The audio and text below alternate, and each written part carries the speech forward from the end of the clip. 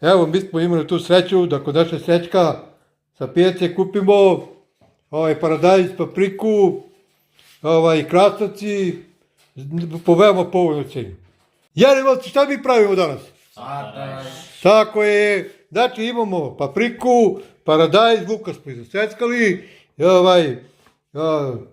tu je i malo slonice, inače slonica je kupljena u pijaci kod čuvenog majstora, mesara, koji je svoj zarad stekao u nekadašnjem Juhoru.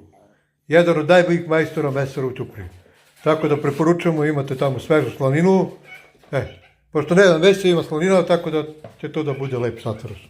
Šta vi mislite, da će bude lep slatvaroš? A volite vi da jedete to? Da. Jeri, samo ti voliš? A pa evo, voliš li sad? Da. Pa dobro, sad kupujemo na pazarima na pijedu dok ne stigne gdje?